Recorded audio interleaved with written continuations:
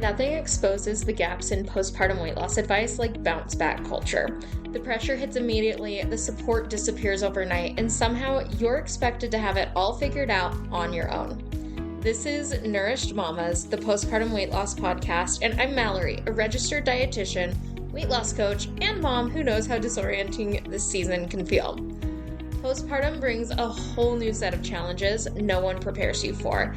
The cravings that hit out of nowhere, the mom brain that makes everything take twice as long, the afternoons that feel impossible to push through, and the pressure to bounce back when you're just trying to get through the day. Here, we talk honestly about what's going on behind all of that, in a way that actually makes sense, and I'll walk you through simple, realistic changes that help you feel more steady, more energized, and more confident in your body again. No extremes, no shame, and no complicated systems that you'll want to abandon within the next 2 days. Just practical support that fits into your mom life, the messy, loud, beautiful, exhausting version, not Pinterest version. If you're ready to understand what your body is doing and finally have a plan that works in this season, let's get started. Hey there, welcome back to the Nourished Mamas podcast. I am starting probably, a year out from the last time I posted an episode, and I'm revamping things, so it's going to look a little different. I have versions of this as a video that you can watch on YouTube or in the Nourished Mamas community, as well as the podcast that's going to be out on all of the podcast platforms. But essentially, over the last year, I moved 3 times from northern Utah down to an apartment in southern Utah. And then we moved again from that apartment, which was a 1 bedroom for our family of 3, to now a much larger apartment, which has worked a lot better for us now that we're down here full time. But with juggling the moves, our shop up in Springdale, we've got a rock shop. There's actually a picture of it if you're on the video behind me. Someone did a painting for us a couple of years ago. But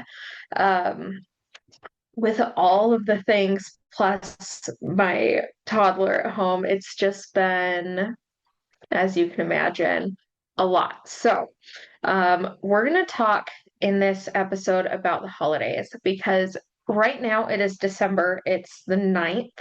I'm going to release it on the 10th. So we're talking about the invisible load that comes through in December. For moms, like, it's just so much harder. I have gifts strewn all over my guest room that we're sitting in right now.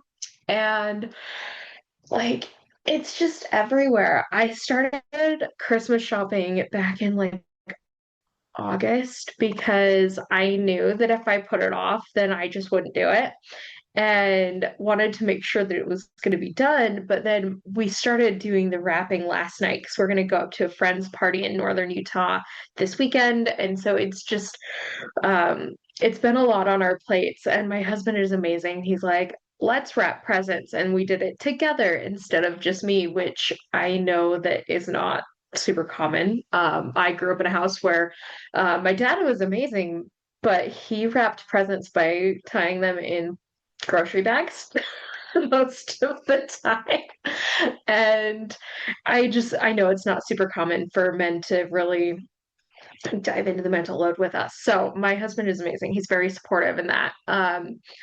But even with that, like with the two of us where one of us is either at the shop or at home with our son, it gets to where we've got kind of that stay-at-home parent vibe, but also the working parent, and throw in Christmas parties, travel, Thanksgiving, all of the things. It's just absolutely nuts, as I'm sure you guys can relate to. And you're not failing. I do want to make sure that you know that, because when you're in a season where things are unpredictable, it gets really hard to take care of yourself. So we're talking really about getting some clarity on what you can do to make things a little bit easier. Because these are seasons where you need more energy, but your toddler may be waking up at 4 in the morning. You may be you may be working at 10 p.m. at night to catch up on tasks you were meaning to do earlier in the day, like me during what we're doing right now, the recording of this. Um, my son is in bed, so we are recording, and sometimes that's just how it works. But it's really easy to forget to eat when you are in a season that is unpredictable. It's really easy to um, stay up too late and get exhausted. And it's easy to feel overwhelmed by everything that's going on. So if you have like a bunch of different things that you're doing for the holidays, then it feels a little bit harder than when you're in a season where you know exactly what's going to happen day in and day out and you don't have a ton of variation. The thing about motherhood, though, is it's always a little unpredictable. So these tips will help you, even if you're not watching this in December. I do want you to kind of lean into this, but I want to tell you a story about Thanksgiving this year.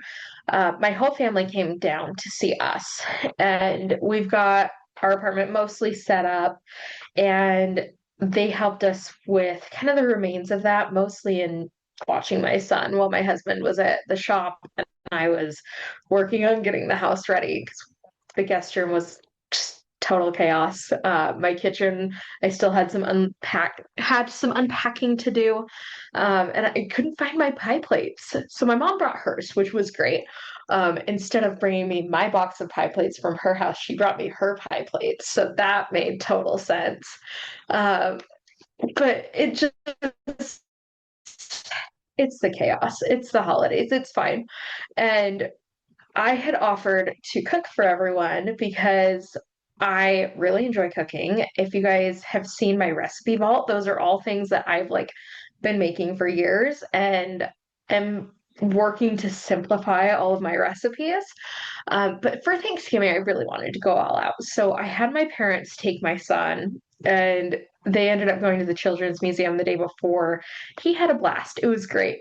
And I had my kitchen in my house to myself after I'd worked throughout most of November to prep my house for this event and just got to spend all day the day before Thanksgiving and the majority of Thanksgiving cooking. And for me, that was really very fun. And my mom was funny because she's like, this is the least stressful Thanksgiving we've ever had. I was like, well, you didn't have to do anything. But also, I don't stress over big meals because I worked in food service for over a decade. Um, Feeding six people is nothing like feeding a facility of 150. It's just not.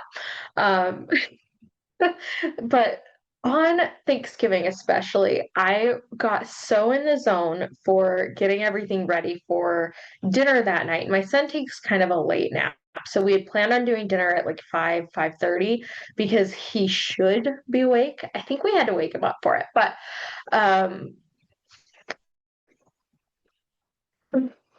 we had planned on doing a cheese board for lunch basically because I try and do meals ahead of time like and plan on doing like lunch the day of Thanksgiving and I meant to eat breakfast but by the time my sister got into town and had the food like for the charcuterie board and everything all set up it was about 1 p.m.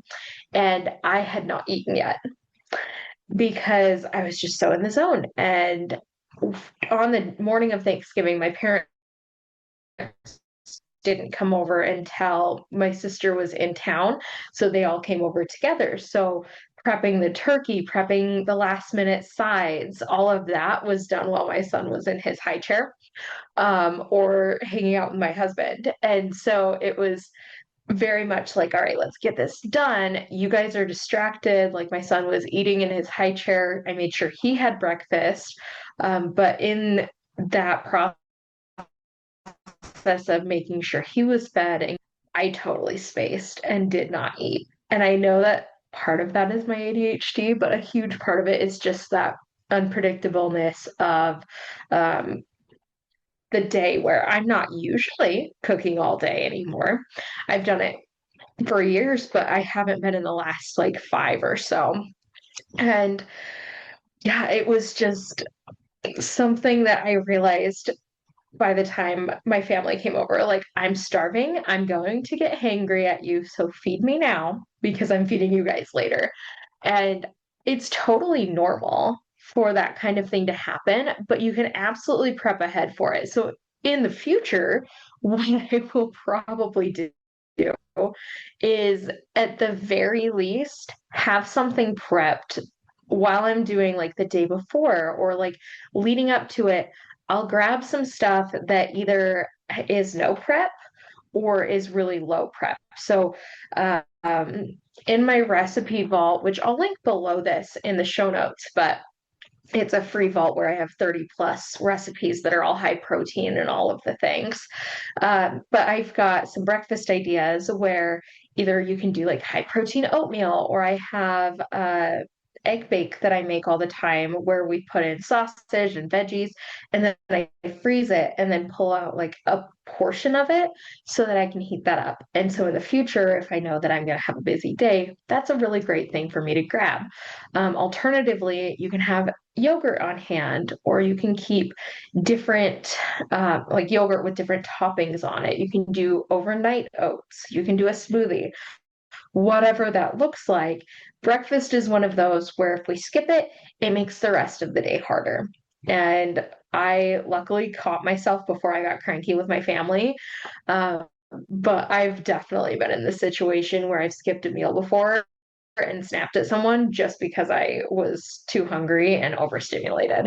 So, one of the best things you can do to set yourself up for to be eating a big meal later that day is to still treat your other meals as you normally would. You want to make sure you're getting breakfast with around 30 grams of protein. And if you are struggling with that, grab the recipe vault. And then you're going to want to make sure that you are really just leaning into the events, having fun. Don't stress too much over the food. I do know that can be really challenging if you're trying to lose weight. And some of the support that I have available is within my Nourished Mama's Blueprint. And in that, I walk you through how to navigate different events, how to navigate like family comments. So, say you're at an event and you have a family member where you know they're either going to comment on, like, why haven't you lost the weight yet? Or, wow, you've bounced back. Or like a comment that you either aren't expecting or you don't feel comfortable with. Like, I talk you through how to respond to those things. And then also, you have me in your pocket. So, if you need, advice right then and there, you can message me and I will get back to you as quickly as I can so that you know, like, I've got the support that I need to get through the holidays. Or if you need advice on like how to make sure your day is structured, how to make sure you're getting the protein you need, how to make sure you're getting enough veggies and you're keeping your energy stable so that you can get through the marathon shopping days this month, the marathon wrapping days this month, whatever that looks like, so that you have enough energy to do it, even in this season of chaos. I've got you. You can apply for the blueprint. It's my 3 month coaching experience. It's something that I have really loved being able to work with moms through it, because it does have that one on one support available via chat. So you can text me through our app whenever you need support. And we're also adding in calls. So previously, I've done one call for the blueprint to start off, but I'm adding more to it. So it's going to be one call per month during the 90 days that you're in the blueprint. And then you get not only the blueprint course, but also my weight loss playbook and my meal prep survival guide, and then anything else new that comes out is going to be a part of that 90-day experience so that you have all of the tools and resources, and those are lifetime. The calls and the chat support are as long as you're in the program, and then the courses and resources are lifetime access. So if that's something you want to get started with, go ahead and apply for the blueprint with the application link below, and I will talk to you guys in our next episode.